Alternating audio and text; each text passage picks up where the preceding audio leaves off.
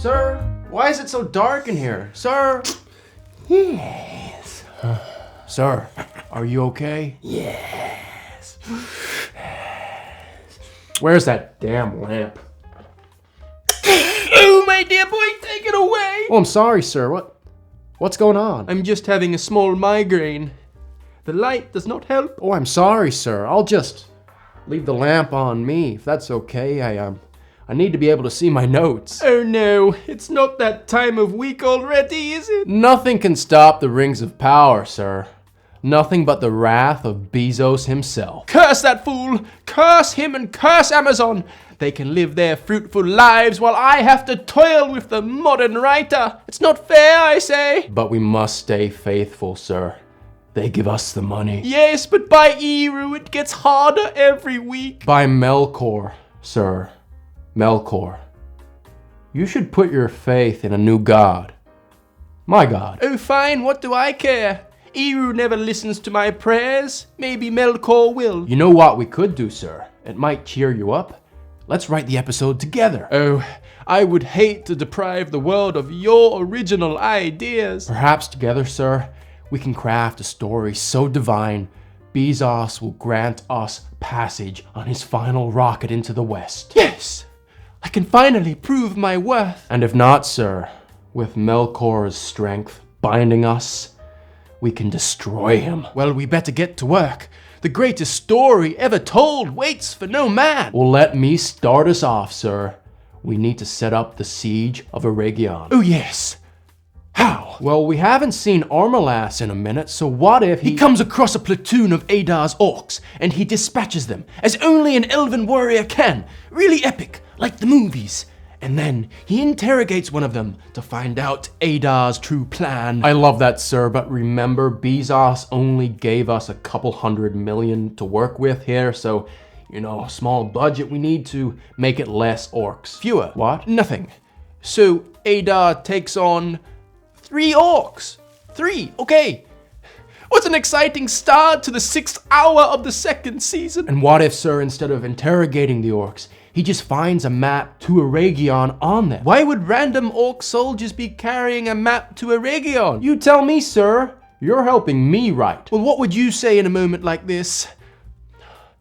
Because that's what I wrote on the page. Very good, sir. You're learning and learning fast. Oh, thank you, my dear boy. Now, sir, Eregion is going to be central to the story of this episode. So do you think we should check in on Celebrimbor? Yes, we should.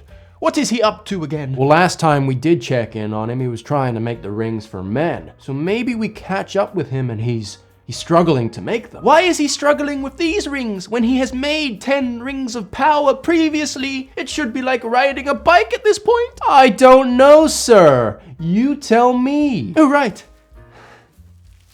Come on, you fool, think.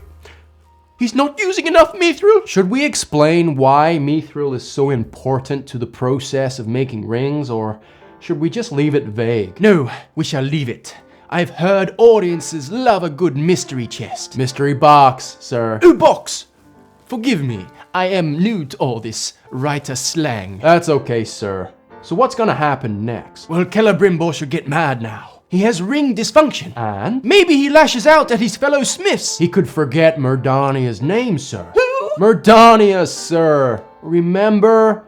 Oh, look at me, I'm so sad. Look at my sad face. I'm an actress. Merdania! Oh yes, of course, the sad one. Yes, he forgets her name. And if I was Celebrimbor, I'd wrap her head around my anvil while I was at it. Ha ha ha ha! Oh, sir, violence against women, that's a knee slapper. Oh, it is until you're caught. So what's Anatar up to, sir? Oh, I forgot about him. Well, the plot calls for some bad guy manipulation of the good guy, so now's the perfect time for him to show up. Oh, I love contrivances. Well, let's say Anatar moves his hammer, making Celebrimbor think he's losing his mind. Sauron was known to be quite the prankster. Yes, Morgoth hated it when he hid Grond on him. Very good, sir. Oh, I've got another great idea. What if Anatar presumes command of Eregion while Celebrimbor works on the rings? Yes, sir. But how How will he make it known to the elves that he's now in charge? Anatar can address them and deliver the message. He can get out on a grand balcony overlooking the thousands of citizens of Eregion and deliver his address. Sir, Eregion's not that big. Somewhere in the Salmonellium, Tolkien wrote that maybe like 50 elves live there. Oh, I could have sworn Eregion's capital city was home to many thousands of elves. So you're just telling me it's more of a holdfast with 50 elves? Yeah, but we better take it down to about 24, sir. Budget. Curse that Bezos! Melkor can have him. I tell you what, my dear boy, if he was in this office right now... What would you do, sir? Tell me. If he was here right now, I would take my hands and wrap them around his gangly little throat, and then I would start to squeeze, but I wouldn't squeeze too tightly just yet, my dear boy. I would like to see the fear take his eyes, watch him know as his moments are drawing near the end. Then I would start to squeeze a little bit harder. Watch the pupils dilate, watch his eyes go bloodshot, watch the sweat trickle down from his bald forehead, and then I would watch as that bald forehead begins to get all vascular, and then I would take my fucking hands and squeeze just a little bit tighter. Let's hear the bones crackle and crunch under my very hands like the biggest raging fire you've ever heard, and then I would twist. My dear boy, I've gone dizzy all of a sudden. Can you take over? My mind needs to rest. You take all the time you need, sir. Well, I guess we better set up the siege of Eregion now, I suppose. Oh, well, I suppose the elves of Eregion have been preparing for weeks now. There's no way a force as large as Adar's could possibly get as close to the capital city without them knowing. Tell me about their siege preparements. No, sir, the elves are not prepared. I think it would be far more dramatic and make a lot more sense if they don't know Adar is coming until he fires the first shot. So the elves of Eregion, beings who have lived for thousands of years and seen war before, they do not have scouts that have seen this massive army closing in? They did, sir. But Adar has been killing them and sending their bodies back to Eregion. Does this not sound any red flags? Well, it would, sir. But Anatar swears the guards to secrecy. Don't speak a word of this. So the elves that Anatar swears secrecy to, none of them question this? Why would they, sir? Well, you see, my dear boy, elves are immortal. So if one of them just up and dies, it should raise a few questions, no? Especially with the creation of Mordor just last week, and with Adar's army, a known force in Middle-earth. Oh, stop it, don't hurt yourself. I'll take it from here. If you say so, sir. Shit, I have forgotten all about the plot lines we have open. Please remind me. Well, there's the Harfoots. Oh my god, no. What else? Numenor. The episode just begun, my dear boy. We don't want to turn the viewers off already. Gandalf. Durin. You know what I just realized? After you named all our open plot lines just now? Our show sucks! Don't be like that, sir. Melkor has spoken to me. He loves the show. He loves the torment it bears on mortal men. He finds it satisfying. You want to be in the good graces of Morgoth, right? Yes, I do. Then you're going to write. Tell me about Galadriel as Adar's prisoner. I see you saved the very best for last, eh? Well, maybe Adar is trying to win her over. Why? Because... Yes? Because... Adar wants her ring of power. Brilliant, sir. Why does he want her ring? Because he still has Morgoth's crown, the one he stabbed Sauron with in the first episode. And combining that power with Galadriel's ring, he can finally put an end to Sauron once and for all. Sir, you're a genius. Oh, I just wanted to bling him up. Make him all bougie, as the Greek women say. But that works too. It does sound a bit easy though, doesn't it? It does a little bit. I have heard that conflict is the heart of fiction. What can Galadriel do to reject him? Oh, she can call him an orc with the hard R, like this. Orc. Orc. No, Oh, I'm sorry, sir. I just didn't realize you had such contempt for orcs. I mean, That word has kept them down for hundreds of years. No, I'm not a racist. Sir, let's just move on. I'm not a racist. Let's go back to Numenor, sir. We need to push ahead with Elendil's trial. Trial?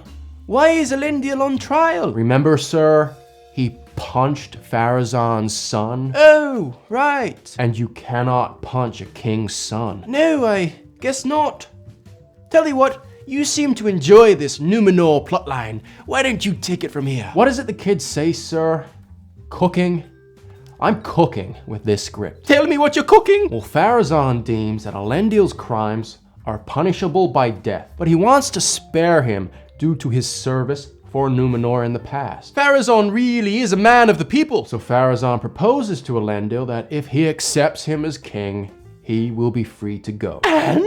Well, of course, Elendil and his big nuts said no, sir. Does he pledge himself to Miriel instead? Absolutely, sir. He claims her to be the true queen. Yes, the blind moron who's only led men to their deaths and not proved a thing to anybody. All hail Queen Miriel. Oh, I love seeing you so excited, sir. That's how I know you're going to love the execution method Pharazôn chooses for Elendil. What is it? You're gonna have to wait, sir. Damn you, boy. Why do you edge me like this? I think it's time for more Gandalf and Tom Bombadil. Take it away, sir. Oh, you left me the worst plot line to write. You crafty bugger. No, I didn't, sir. Because I'm going to make you write about the Harfoots later on.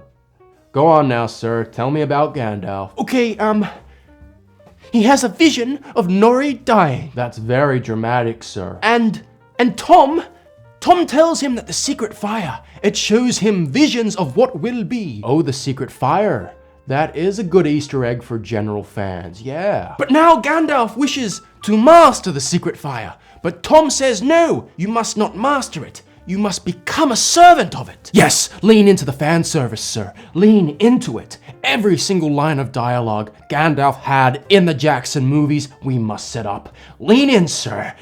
Take it all. We never saw Gandalf get his staff. We better show the fans exactly how he got it. Yes. How, sir? How does he get his staff? Oh, we can mystery box it. Save it for the finale. God damn it, sir, you're getting me so excited.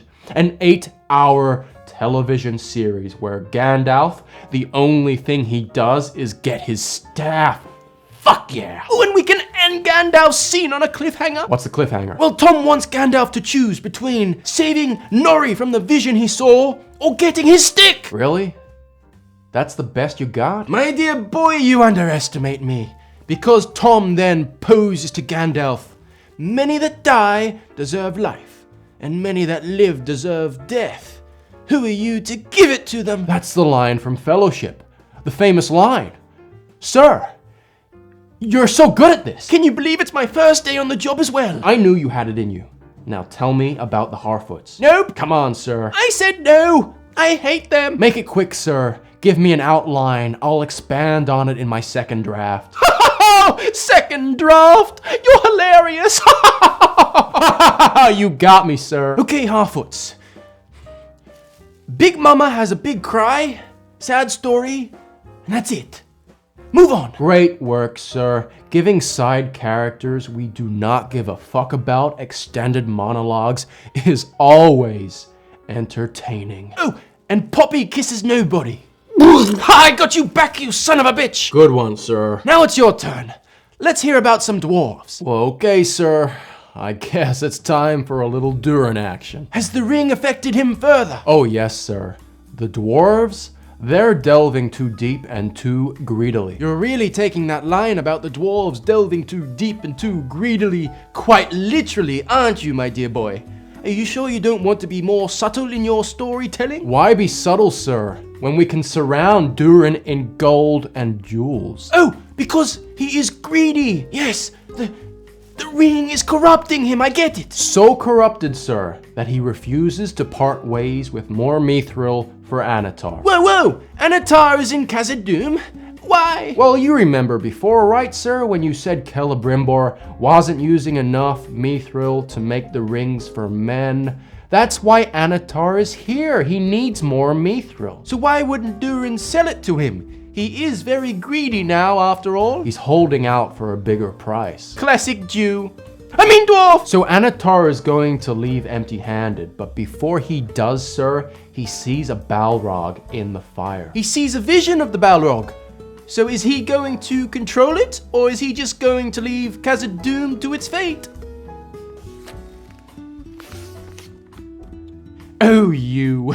And then what? So Durin cries now because he knows he has to stop Durin. I've noticed there is a lot of crying in this series, but I never feel anything. Crying equals acting, sir. It's very powerful. If you say so. And now, sir, I'm going to take us back to Numenor. Are you ready? I'm literally wetting my pantaloons in anticipation. Tits McGee visits her father in prison. She begs him to accept Pharazôn's deal. More tears, eh? Wasn't Tits McGee steadfast in her beliefs against her father? Why now is she trying to save him and flip-flop? What is her motivation? Because, sir, she's a real person with grey morals and motivations. Some people would call this characterization. Well, I just call it sloppy, but tell me what happens next. Well, now Miriel visits Elendil, and she too has a deep conversation with him. Ooh, do me a favor. Yes, sir? Can you make her cry? I don't think we've seen enough of it. I can, sir. Anything for you. And speaking of things we have not seen, I want you to put in a scene of Disa. She screams really loud, summoning some bats to scare off the miners of Khazad-dûm. Put it in the script. Oh.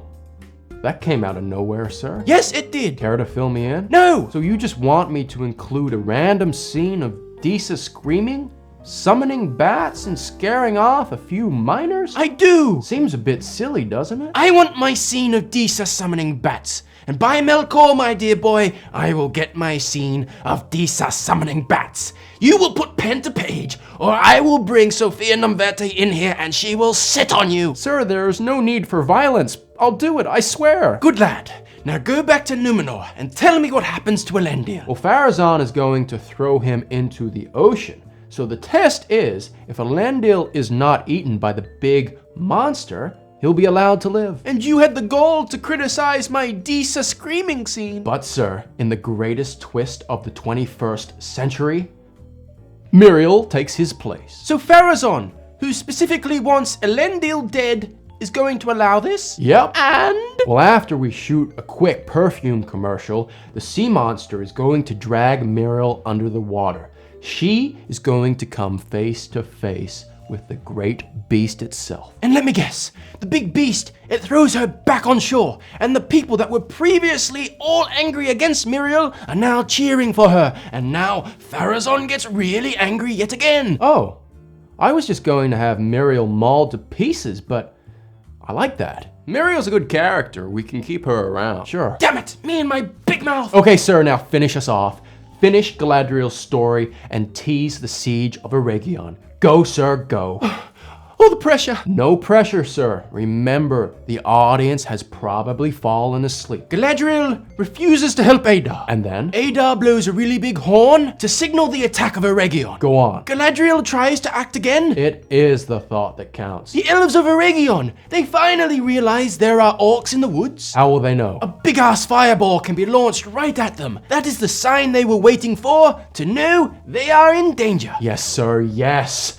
Go dumber. Finish it off! Celebrimbor and Anatar have a lover's spat. Oh no. Why? Because Anatar wants the rings complete, but Celebrimbor, he's too busy bullshitting just drawing the rings. Classic greatest smith of modern times. And in his anger, Celebrimbor storms out of the forge. But Anatar, he places him into a vision, hiding the siege. No, sir, I said dumber. That's actually pretty cool. And then Anatar can apologize to Celebrimbor, giving him Feanor's hammer. This can motivate Celebrimbor to finish the ring so he goes back inside. Oh, that Anatar. So persuasive. Oh, he's gonna hit him with a doozy of a line. Are you ready? Yes, sir, yes I am. Anatar tells him that when the rings are complete, they will be deemed the most precious items in all of Middle-earth. Precious. That's the thing they said in the movies. Damn right, my dear boy. And when Celebrimbor fucks off back into his forge, Anatar will drop the illusion and face the siege himself Roll credits! Fuck me sideways, sir. What an ending! And I told you before, but can you believe it? It's my first day. There is no way Bezos can ignore you now, sir. No way. I must fly to him at once and demand a pay rise. Oh, sir, slow down. I never knew you to be so greedy. It's funny that I put on this ring and all of a sudden I become like a different character. Go, sir. Find Bezos. Demand what is rightfully yours. Only you can do this. I will! Right now! Oh, right! Bezos will know my name. He'll know it. He'll fear it. I'll see you next time, my dear boy! Oh, you will, sir. Our work is yet to be completed. The torment of mortal men has just begun.